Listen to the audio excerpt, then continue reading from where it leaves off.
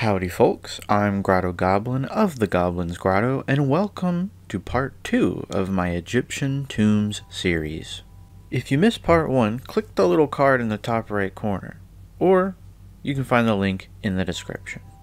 In this part, I will be painting the 3 Avatar minis that I own, these being the Avatar of Thoth, Sekhmet, and Sokar, all from Reaper Miniatures. Specifically their Bones Classic line, although originally I do believe these came in metal, but I ain't got the money for that, so it's the plastic for me, baby. In the last video, I made a big deal about priming versus not priming Bones miniatures, and the method that I chose to typically use when doing so. For these 3 miniatures, I primed them all in the way that I previously discussed. There's going to be a lot of metallic gold used on these minis, so it's better to have something for the paint to grip to. Although again, you can totally paint Bones models without primer, if you either don't have any or just don't like the stuff. Now, I won't be getting as in-depth on what I'm actually doing the entire video, but I will give some insights. Like, for instance, the reason I'm painting this avatar's head green and its body a reddish color. Well, looking at some depictions of this god that this avatar is based on, and reading up a little bit about the lore, Thoth does seem to have this reddish brown body, but more importantly, the green head. I'm no Egyptologist, so please forgive any mispronunciations or anything like that, but it seems the green skin, particularly around the head, often implies that whatever god is being depicted is being shown in their deceased form. Yes, Egyptian gods can and sometimes do die. That said, being dead as an Egyptian god seems less like an obliteration into a void of nothingness, to be forgotten by all and lose all meaning through time.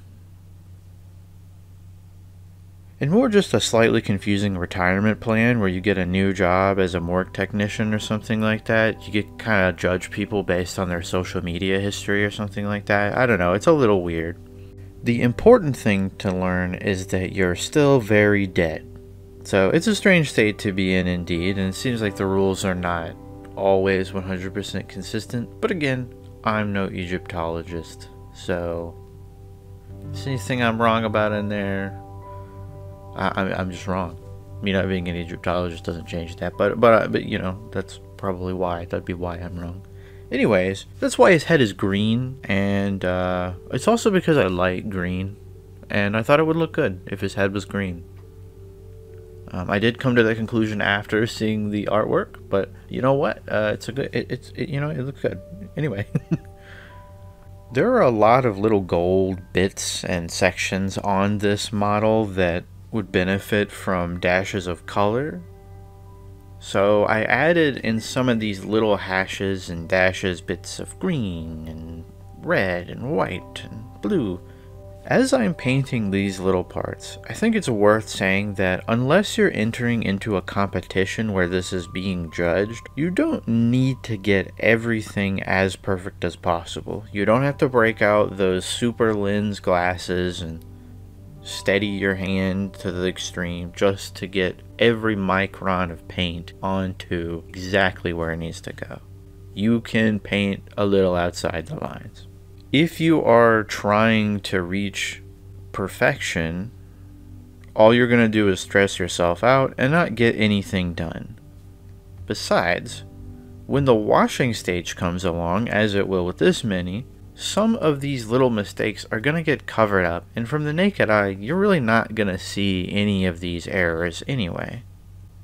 When it came to my washing, I used some Agrax Earthshade, which is a really great wash that comes from the Citadel line of paints and washes.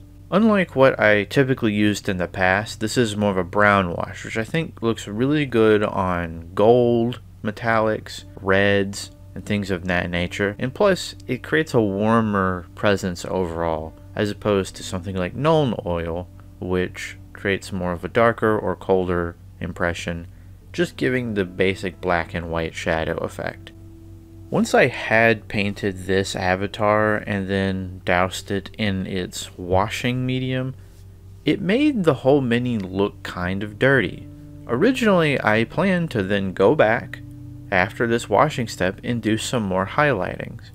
But thinking back to the origin of this piece and how it's based on an undead god, and frankly looking at the mini and seeing that, hey, it looks pretty good, especially for something that's probably crawling out of a tomb to, take people on. It's not like people are in there polishing it all day. So, that all being the case, I decided to leave this in its dirty, washed state, which sounds like an oxymoron, but trust me, it makes sense. It does. Anyway, so moving on. With the next model, the Avatar of Sekhmet, I'll choose to represent one of the more living depictions, and so I won't wash very heavily when I get to that stage, and I won't reuse that green skin. Instead, I'm going to paint this goddess, or rather this avatar of the goddess, in a black furred lioness form. Now, I've talked about this before, but for the most part, I paint in a style of painting that I tend to portray as table-ready standard, or sometimes slightly better than table-ready standard. Basically, this means that the goal of my painting, or just painting in this style, is painting to a point that something looks great at your gaming table, and if you were to buy typical pre-painted minis and set them next to each other, you either couldn't tell, or you could tell which one you painted and that one would just look a little bit better, Essentially, the goal is to create a cohesive look between minis, so that no one mini stands out as if it is an art piece amongst a bunch of gaming pieces. Still, that said, every single one of these is a work of art, from the sculpt to your paint job. And as long as you are proud of your work, and it looks good to you, then that's all you really have to worry about. You can paint things to tabletop quality, you can paint things to competition quality, you can use them both at the table, you can use unpainted minis at your table. Heck, you could even just prime your minis and that's good enough. I've seen people do mini priming where they do lighting effects so that the main characters, your character minis, have particular lighting and all of the enemies have a different color lighting. So maybe you could paint your character minis blue and your enemies red, so on and so forth. When it comes to people's TTRPG or tabletop wargaming miniature collections, I think folks, including myself sometimes, I'm not above this, get caught up in comparing their work to other people's work, including the work of those pre-painted miniatures if you're trying to paint them to that tabletop standard. It's a bit of a trap where you can get caught in this loop of seeing what you perceive to be more detailed stuff and thinking that you can't reach that level, or that you shouldn't even try, or just kind of affecting your confidence in that way. It is a faulty way of thinking at the end of the day, because you're not seeing all the minis that they painted before they got to the point of showing you the one that they did. On top of that, this is a skill. Painting is a skill, and it will take time. Before I painted my first mini, I did some little art every now and again, and I looked up tons of tutorials. I practiced, and I followed a tutorial as close as I could. I didn't just grab the mini, grab the brush, grab the paint, and do all the work from there. I researched what paint I used, all that. So, and you don't have to take all those steps. But the point is, even though I'm very proud of the first mini I painted, I didn't get there without some help, and I wasn't expecting to paint the best thing I ever painted the first try, right? So when I look at these 3 minis and all the rest of my collection, I'm really looking for, am I happy with this? Not, what does this look like compared to others? There's some merit in saying, like, what are some other ideas people had when they were painting this? But at the same time, if I'm doing that, I don't want to try to be copying their work. And that includes across my own collection, my own works, because this mini looks very different from the last one. I'm not going to do as heavy washing as I did previously. I'm not even going to do the colors that I did on the old one, because I reached the point, I tried a little bit of the colors on the gold armor here and realized that I actually preferred the plain gold look. And so I ended with that. And again, I'm happy with it, and as long as I'm happy with it, that's good enough for me.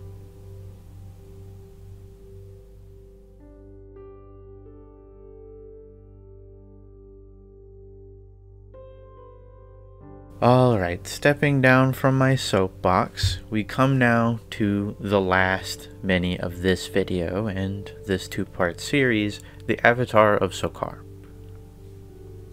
Now, these minis, though they have Egyptian origins and origins in that area, are really based in Reaper's own setting, and these aren't one-to-one scale representations of something from Egyptian lore. Which may be why when I looked up Sekhmet, the Egyptian god, I actually didn't find quite as much as I expected. I found some references in other regions that weren't directly your main Egyptian areas. But clearly, to whatever extent, this name, Sekhmet, in reference to Egyptian gods, isn't something so popular. A name that is popular, though, is names like Ra, an Egyptian god of the sun, but more importantly, a god with the head of a bird, which, you know, I'm not a biologist, but I do believe this mini's head does resemble a bird. Now, what kind of bird, I couldn't tell you, but it sure looks like a hawk of some sort to me, but what do I know? Now, this mini is pretty large. On D&D or Pathfinder scale, I think this would hit up into the large category of creature. Certainly not huge, though. So, if I were using this in a game, I would put this onto a 4-inch base, but for the purposes here, and the fact that my little holder and can't even hold anything that size anyway, I'm just going to be painting it without any kind of base underneath it. Unfortunately, I don't have like a really nice cherry rig thing for that purpose. With this mini, I did decide to kind of blend the two previous minis together. I will be doing some color on the gold plating here, but I will not be doing as huge of a wash and then leaving it as I did with the first mini. So it's a bit of a blend of both, taking from the two minis I just did, carrying over some similarities so they all have the same feel, and then changing it up using a little bit of the two previous styles. In addition to using some paints that you used in previous models in a set, I think variation just in these decisions is a great way to make minis not all feel samey. Plus, it adds some fun and experience to the matter, because if I just sat here and I painted every mini the same, then it wouldn't really be that exciting or that interesting. At least not for me, anyway. When it comes to the actual paint job of this figure, in some places I decided to keep things simple, and in other places I decided to get a little more complicated.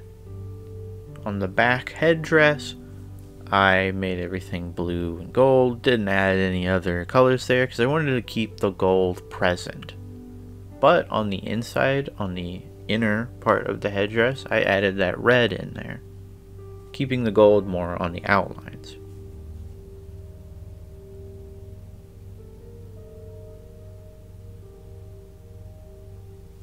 With the colors of the body and the head, it seemed like in most depictions, Ra and similar looking gods tended to have a brown skin body, and the heads varied in color, but I really liked the depiction of the white feather head, which is usually accented, it seems, by a black underline of the eye, but I really liked the way the blue was popping, and so I went with the blue instead. The same blue I'm using elsewhere.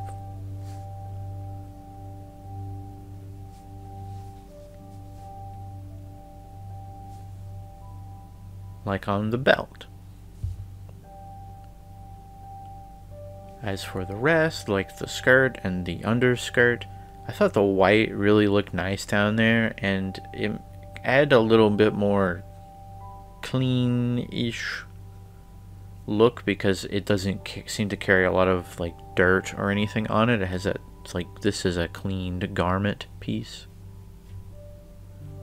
And the other wrapping above it, the yellow mustard color, I think that it just balances well with the gold and the blue and even the white there.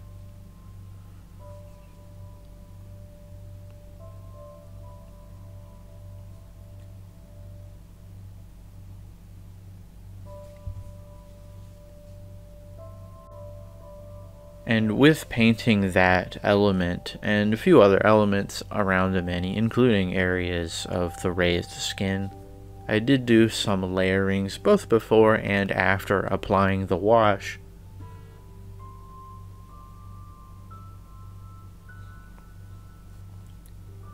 What this is, for those who may be getting newer to the hobby and are hearing this terminology and not quite knowing what I'm talking about, this is just the practice of taking your base layer paint or whatever paint you're painting over and then adding a slightly lighter paint to it over on your painting palette and then just mixing it up and then going almost over the whole area, kind of in a highlighting fashion.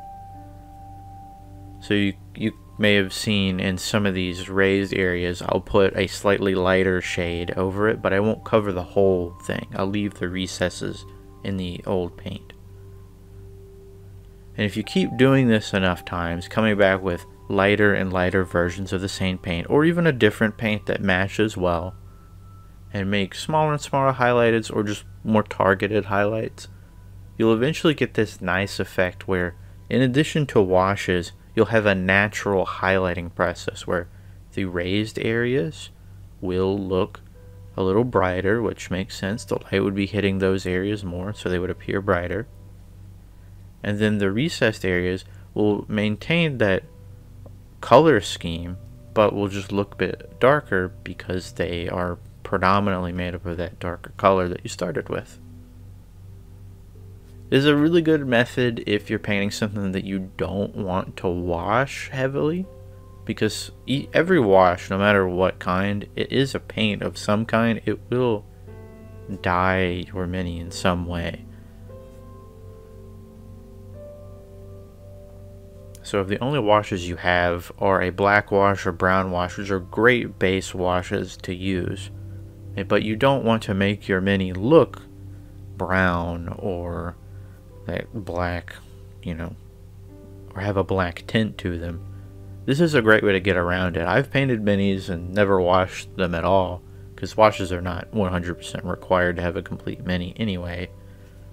But I have painted minis without washing that ended up looking as if I had washed them, just because of doing this method, which is a little more time consuming, and I would say maybe elevates some minis from the typical goal of painting at tabletop quality to maybe that slightly above, but overall it's still maintaining that level of consistency, as this doesn't stand out from the other two as being incredibly more detailed or anything like that. They all fit perfectly well together.